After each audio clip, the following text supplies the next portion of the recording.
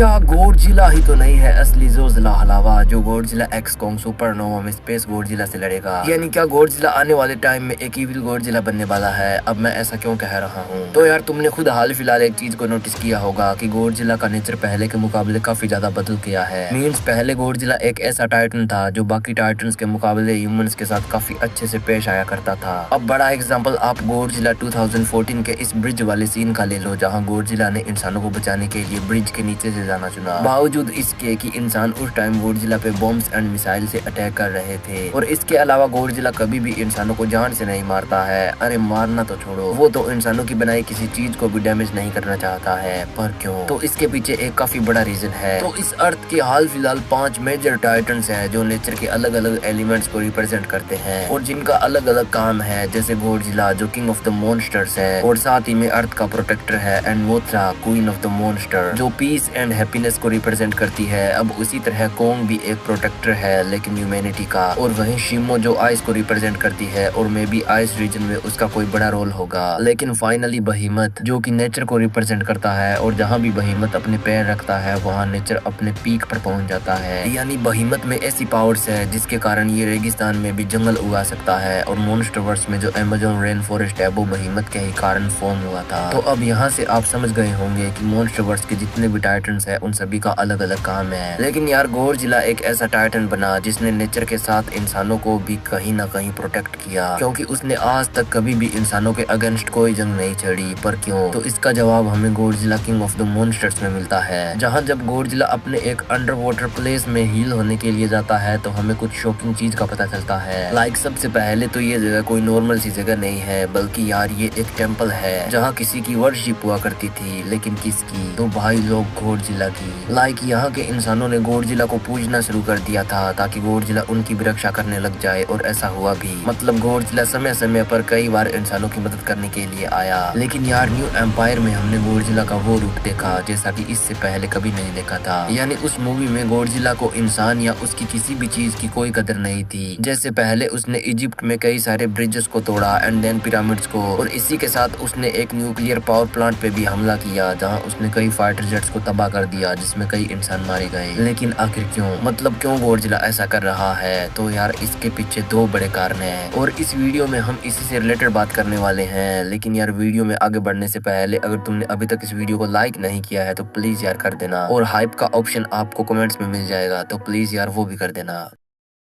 तो देखो गॉडजिला जो धीरे धीरे इविल बनता जा रहा है उसके पीछे 2 बड़े कारण हैं, जिसमें से नंबर 1 वाला ईवी सिविलाइजेशन की सेकंड सबसे बड़ी भविष्यवाणी को सच करने वाला है। Like Godzilla x Kong the new empire में आपने ईवी सिविलाइजेशन की वो भविष्यवाणी तो सुनी ही होगी, जिसमें उनके अकॉर्डिंग जब भी सारी इंसानियत खतरे में होगी तब एक छोटी इंसानी बच्ची आएगी जो queen of the monsters Mothra को फिर से जगाएगी। और मूवी में ऐसा ही हुआ। यानी जब स्कार किंग एंड उसकी आर्मी अर्थ पर फिर से टेक ओवर करने के लिए जा रही थी तब ईविस की भविष्यवाणी के अकॉर्डिंग वो भविष्यवाणी वाली छोटी बच्ची होलो अर्थ में आई, जो कोई और नहीं बल्कि जिया थी, जिसने मोथरा को भी फिर से जगाया। पर अब यार अगर तुम्हें ठीक से याद होगा तो न्यू एम्पायर में ईविस ने डॉक्टर एंड्रूज एंड बाकी लोगों को एक और कहानी भी सुनाई थी। पर अब वो क्या थी इससे पहले हम सेकंड पॉसिबिलिटी की बात कर लेते हैं। तो यार तुम्हें ये तो पता ही होगा कि टियामात कितनी अंडररेटेड टाइटन थी। मतलब उसने कुछ पावरफुल सिविलाइजेशन को मिटा दिया था और राइवल जैसे एक पावरफुल एप को भी खत्म कर दिया था, जिसने कि गॉडजिला को भी ऑलमोस्ट हरा दिया था। पर क्या तुम्हें एक बात पता है कि गॉडजिला को इविल बनाने के पीछे भी कहीं ना कहीं टियामात का ही हाथ है, और कहीं ना कहीं क्या मुझे तो 90% टियामात का ही लगता है। लेकिन कैसे? तो इसको जानने के लिए आपको ये समझना पड़ेगा कि आज जैसे आप हो वैसे आप खुद नहीं, बल्कि इसका डिसीजन तो नेचर ने पहले से ही कर लिया था कि आप में क्या स्पेसिफिक एबिलिटीज होगी। लाइक आपने एक चीज को नोटिस किया होगा कि अगर आपके पेरेंट्स में से किसी की ब्राउन आइस है तो चांसेस आर हाई कि आपकी भी आइस ब्राउन ही होगी। एंड अगर उनको कोई ऐसी स्पेसिफिक इलनेस है जो कि उनसे पहले उनके पेरेंट्स में थी, जैसे बाल झड़ना या कोई एलर्जी वगैरह, तो इस बात के भी चांसेस काफी ज्यादा है कि वो बीमारी आप में भी आएगी। अब ऐसा क्यों? तो सिंपली ये आपके डीएनए के कारण है जो आपको आपके पेरेंट्स से मिला है। तो उनके डीएनए में जो भी कुछ एबिलिटीज एंड वीकनेसेस होगी चांसेस आर हाई कि वो आपके डीएनए के अंदर भी आएगी, और इसीलिए तो हम दिखते भी अपने पेरेंट्स जैसे ही है। पर अब इसका भला गॉडजिला एंड टियामात से क्या लेना, तो लेना देना है मेरे भाई। क्योंकि अगर तुम्हें पता नहीं है तो न्यू एम्पायर में गॉडजिला ने पहली बार कुछ ऐसा किया था जैसा कि इससे पहले उसने कभी नहीं किया। यानी सबको बस ये लग रहा था कि गॉडजिला ने टियामात को मार के उसकी जगह से सोलर रेडिएशन को एब्जॉर्ब किया था, पर नहीं यार, ऐसा नहीं था। क्योंकि अगर गॉडजिला सिर्फ रेडिएशन एब्जॉर्ब करता तो उसका कलर हमेशा की तरह ब्लू होता, पर जब वो बर्फ से बाहर आया तो उसका कलर पिंक था। यानी उसने टियामात का डीएनए भी एब्जॉर्ब कर लिया था, जिसका proof Godzilla x Kong the new empire की ऑफिशियल नॉवेलाइजेशन है, जिसमें साफ साफ लिखा गया है कि गॉडजिला ने सिर्फ सोलर रेडिएशन नहीं बल्कि टियामात का डीएनए भी एब्जॉर्ब किया था, ताकि वो पानी में टियामात की तरह और तेज हो सके। और अब यही टियामात का डीएनए गॉडजिला को धीरे धीरे इविल बना रहा है, जिसके एग्जाम्पल्स तो मैंने आपको वीडियो की शुरुआत में ही दे दिए थे। और इसी गलत फहमी का शिकार कोंग भी हो गया था। मतलब गॉडजिला ने कोंग को गॉडजिला वर्सेस कोंग में माना नहीं था, इसीलिए न्यू एम्पायर में कोंग को लगा कि गॉडजिला इस बार भी उसे कुछ नहीं कहेगा, और अगर ज्यादा से ज्यादा गॉडजिला कोंग को कुछ कहेगा तो भी वो उसे थोड़ा बहुत पीटेगा ही, और इन दी एंड वो कोंग की मदद कर देगा। अब ऐसा सोच के कोंग बिना अपनी एक्स के गॉडजिला के सामने आ गया। और भाई इस बार गॉडजिला लिटरली कोंग को मारने ही वाला था। वो तो ठीक टाइम पे मोथरा आ गई, जिसने गॉडजिला को याद दिलाया कि उसका असली मकसद क्या है। लेकिन मोथरा के आने से पहले गॉडजिला के अग्रेशन को देख के ऐसा लग रहा था कि जैसे वो गॉडजिला नहीं बल्कि कोई और टाइटन है। पर अब टियामात के डीएनए के अलावा भी गॉडजिला ने जो रेडिएशन उस टाइम एब्जॉर्ब की थी, यानी सोलर रेडिएशन, वो भी टाइटन्स को इविल बनाती है, जिसका बेस्ट एग्जांपल स्पेस गॉडजिला है। मतलब स्पेस में सिर्फ गॉडजिला के सेल्स गए थे, लेकिन जब वो सेल्स सोलर रेडिएशन के कांटेक्ट में आए तो उन्होंने स्पेस गॉडजिला का रूप ले लिया, यानी एक और गॉडजिला। लेकिन ये गॉडजिला उस ओरिजिनल गॉडजिला जैसा अच्छा नहीं था, बल्कि ये एक इविल गॉडजिला था। एंड रीजन में भी सोलर रेडिएशन हो सकती है, तो यही सोलर रेडिएशन गॉडजिला ने भी न्यू एम्पायर में एब्जॉर्ब की थी, जो उसे इविल बना रही है। एंड यार क्या हो अगर इस सोलर रेडिएशन के कारण गॉडजिला ही आगे चलकर स्पेस गॉडजिला बने। लेकिन यार अब अगर फाइनली हम बात करें हमारी नंबर 1 पॉसिबिलिटी की, जिसका जिक्र ईवी सिविलाइजेशन की स्टोरीज में मिलता है, तो ईवी टेम्पल के अंदर इंसानों को एक और कहानी का पता चलता है, जिसमें गॉडजिला स्पीसीज का एक मेंबर बहुत ज्यादा एनर्जी को एब्जॉर्ब करके इविल बन जाता है। तो उस टाइम डॉक्टर एंड्रूज एंड बाकियों के अकॉर्डिंग तो ये कहानी पास्ट की है, यानी ये कई मिलियंस ऑफ ईयर्स पहले हो चुकी है। लेकिन भाई लोग यहाँ एक नोटिस करने वाली बात ये है कि उस टाइम वहाँ पे मौजूद किसी भी सरफेस के इंसान को ईवी सिविलाइजेशन के किसी भी मेंबर की कोई बात ठीक से समझ नहीं आ रही थी। सो व्हाट इफ ये स्टोरी पास्ट की नहीं बल्कि फ्यूचर की एक भविष्यवाणी हो, अब बिल्कुल जिया वाली भविष्यवाणी की तरह, जिसमें आने वाले टाइम में गॉडजिला स्पीसीज का एक मेंबर बहुत ज्यादा एनर्जी एब्जॉर्ब करके इविल बन जाएगा, और उससे ही ज़ोज़िला हलावा यानी तारे को निगलने वाला गॉडजिला बुलाया जाएगा। एंड यार ये कोई और नहीं बल्कि अपना यही गॉडजिला होगा। पर आखिर कैसे, मतलब कैसे गॉडजिला एक तारे को निगलेगा, तो यार बताता हूँ। लेकिन उससे पहले अगर अभी तक तुमने इस वीडियो को लाइक नहीं किया है तो प्लीज यार कर देना।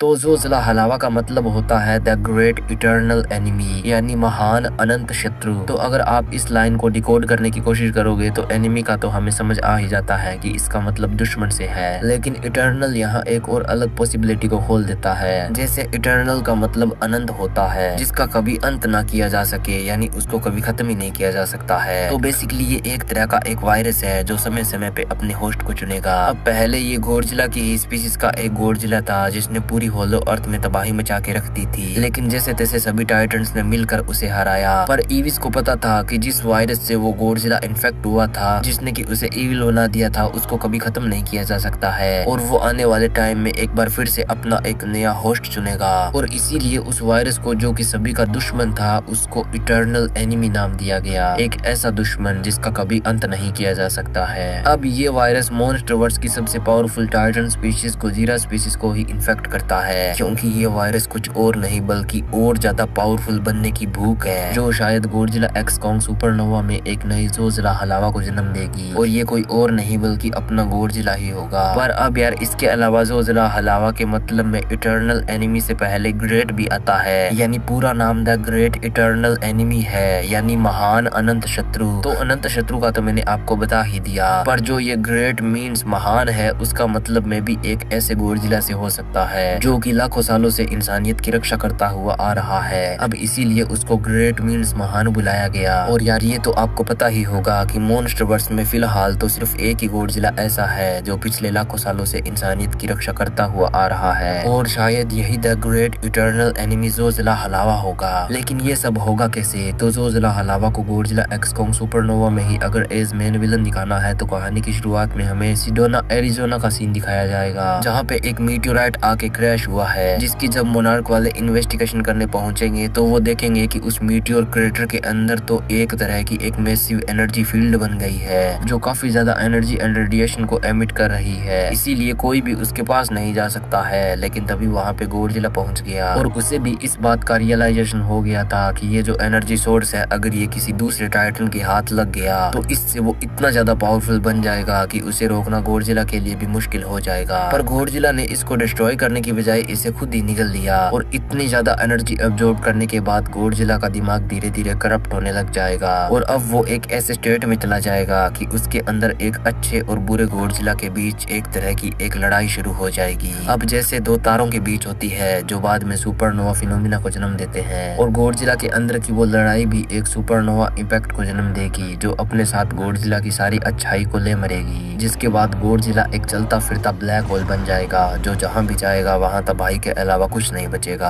और अब खुद गॉडजिला ही गॉडजिला एक्स कॉन्ग सुपरनोवा का मेन विलन बनेगा। पर इसके अलावा मूवी के लास्ट में गॉडजिला स्पेस गॉडजिला से लड़ने के बाद दुनिया को बचाने के लिए भी उस एनर्जी को एब्जॉर्ब कर सकता है, जिससे गॉडजिला के अंदर का अच्छा गॉडजिला मारा जाएगा और अब अपना गॉडजिला एक तरह का एक करप्ट ज़ॉम्बी गॉडजिला बन जाएगा। पर अब ये ज़ॉम्बी यानी बुरा गॉडजिला होगा कैसा और इससे रोकेगा कौन? अगर इसके बारे में जानना चाहते हो तो आप मेरी ज़ॉम्बी गॉडजिला वाली वीडियो को जरूर चेकआउट करना, जिसमें आपको आंसर मिल जाएगा कि अगर गॉडजिला बुरा बन जाता है तो फिर वो दुनिया के साथ क्या करेगा और उसे रोकेगा कौन। बाकी यार अगर तुम गॉडजिला एक्स कॉन्ग सुपरनोवा को मेरे स्टाइल में जानना चाहते हो, यानी अगर मुझे इस मूवी की स्टोरी लिखने का मौका मिलता तो मैं कैसी लिखता, तो अगर इस पे वीडियो चाहते हो तो कमेंट्स में जरूर बताना। एंड हाँ यार ज़ॉम्बी गॉडजिला वाली वीडियो को जरूर चेकआउट करना, क्योंकि अगर तुमने अभी तक उसे नहीं देखा है तो लिटरली तुमने बहुत कुछ मिस कर दिया है। और हाँ यार जाने से पहले एक इम्पोर्टेंट न्यूज कि मैं जल्दी ही एक Q&A वीडियो लाने वाला हूँ, तो अगर तुम्हारे मन में मुझसे रिलेटेड कोई क्वेश्चन है कि मेरा नाम क्या है, मैं रहता कहाँ हूँ, दिखता कैसा हूँ, वगैरह वगैरह, तो पूछ लेना।